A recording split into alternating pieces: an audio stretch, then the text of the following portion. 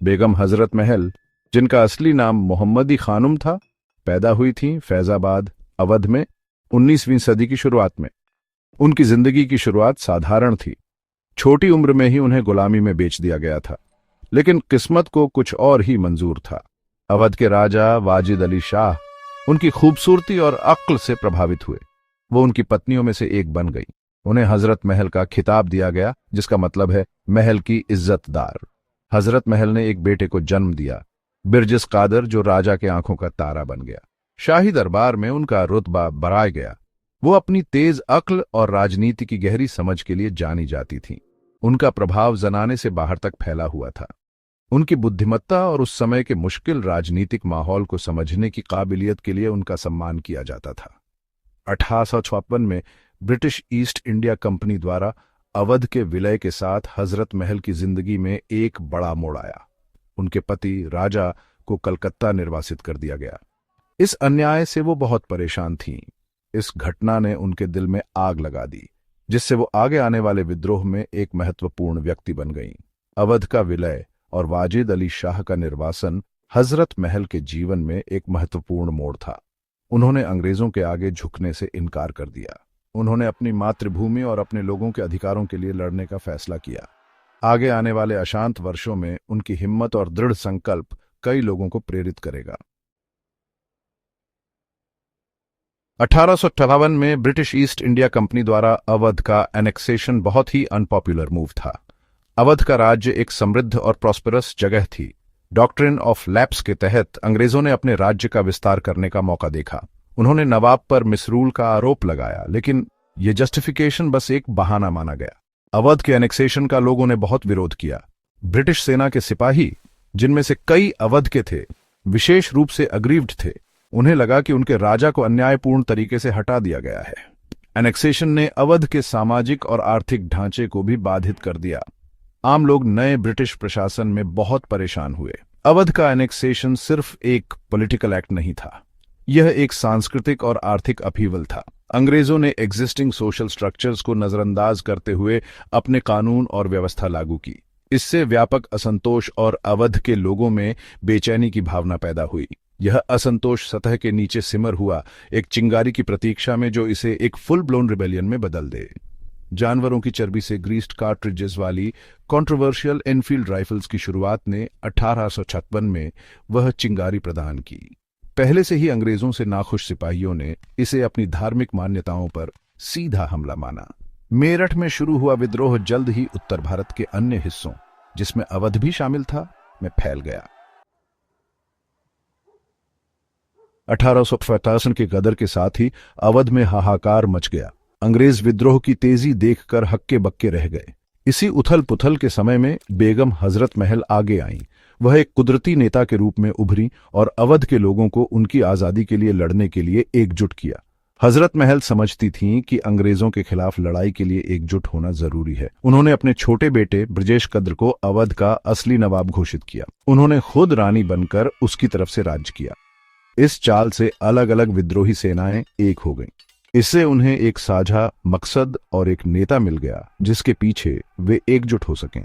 हजरत महल सिर्फ एक नाम मात्र की नेता नहीं थी, वह गदर में बढ़ चढ़कर हिस्सा लेती थीं। वह एक काबिल प्रशासक और कुशल सैन्य रणनीतिकार साबित हुईं। उन्होंने लखनऊ की रक्षा का आयोजन किया और हिम्मत और दृढ़ संकल्प के साथ अपनी सेना का नेतृत्व किया। गिरे हुए शहर में भी उन्होंने दरबार लगाया, आदेश दिए और अपने अनुयायियों को प्रेरित किया। उनके नेतृत्व ने अवध के लोगों को एकजुट करने में महत्वपूर्ण भूमिका निभाई। वह ब्रिटिश शासन के खिलाफ प्रतिरोध का प्रतीक बन गईं। उनकी हिम्मत और दृढ़ संकल्प ने पुरुषों और महिलाओं दोनों को आजादी की लड़ाई में शामिल होने के लिए प्रेरित किया। उन्होंने साबित कर दिया कि विपरीत परिस्थितियों में भी प्रतिरोध की भावना को बुझाया नहीं जा सकता।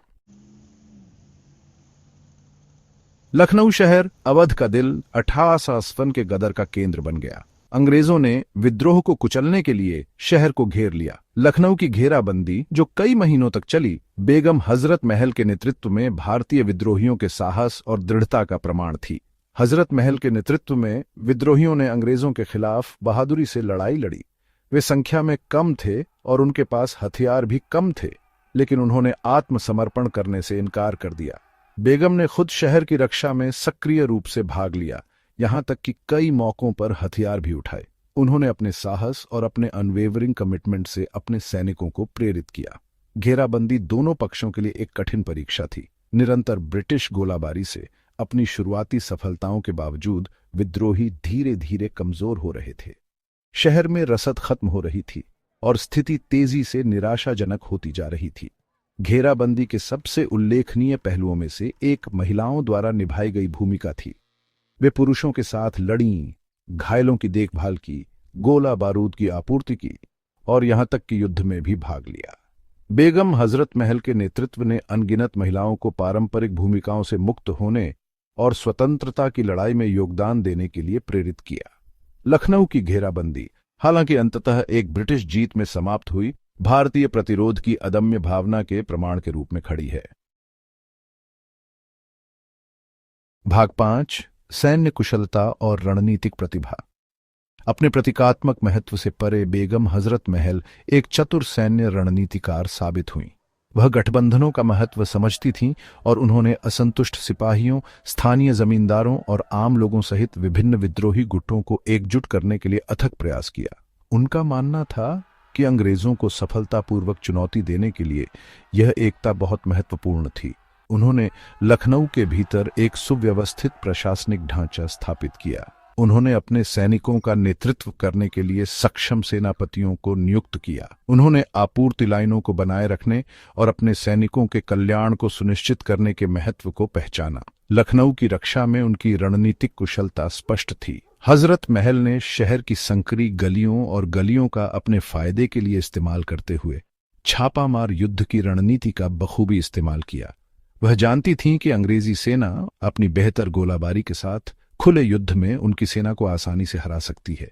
इसलिए उन्होंने गश्ती दल पर घात लगाकर और उनकी आपूर्ति लाइनों को निशाना बनाकर उन्हें संघर्ष के युद्ध में उलझाने का फैसला किया।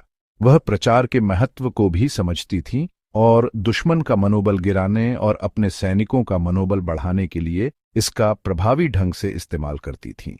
उन्होंने ब्रिटिश अत्याचारों को उजागर करने वाले घोषणा पत्र जारी किए और अवध के लोगों से दमनकारी विदेशी शासन के खिलाफ उठ खड़े होने का आह्वान किया।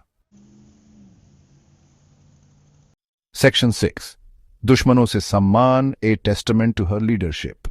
जहां बेगम हजरत महल की हिम्मत और दृढ़ निश्चय ने उन्हें भारतीयों के बीच एक पूजनीय व्यक्ति बना दिया, वहीं उन्होंने अपने दुश्मनों का भी सम्मान अर्जित किया। उस समय के ब्रिटिश ऑफिसर्स और लेखकों ने उन्हें एक भयानक दुश्मन मानते हुए भी उनकी सैन्य कुशलता और नेतृत्व गुणों को पहचाना। वे विद्रोही सेनाओं को एकजुट करने की उनकी क्षमता और लखनऊ की घेराबंदी के दौरान उनकी रणनीतिक कुशलता पर हैरान थे। कुछ लोगों ने उनकी तुलना झांसी की रानी लक्ष्मीबाई से भी की, जो विद्रोह की एक और प्रमुख महिला नेता थीं। उनकी बहादुरी और उनके कार्य के प्रति समर्पण की प्रशंसा करते हुए उस समय के ब्रिटिश अकाउंट्स विद्रोही नेताओं को अक्सर खारिज करते हुए भी हजरत महल के प्रभाव और अधिकार को स्वीकार करते थे। उन्होंने उनकी बुद्धिमत्ता, उनके दृढ़ संकल्प और अपनी प्रजा के कल्याण के प्रति उनकी गहरी चिंता पर ध्यान दिया। ये अकाउंट्स, हालांकि उपनिवेशवादियों के दृष्टिकोण से लिखे गए हैं, उस सम्मान की बहुमूल्य जानकारी प्रदान करते हैं जिसका उन्होंने आदेश दिया था। यहां तक कि अपने दुश्मनों से भी अंग्रेजों की यह अनिच्छुक प्रशंसा न केवल उनके सैन्य कौशल से बल्कि उनके कार्य के प्रति अटूट प्रतिबद्धता से भी उपजी थी। जब विद्रोह के खिलाफ ज्वार मुड़ रहा था, तब भी उन्होंने अंग्रेजों के साथ बातचीत करने से इनकार कर दिया। इसके बजाय अपनी मातृभूमि की आजादी के लिए लड़ाई जारी रखने का विकल्प चुना।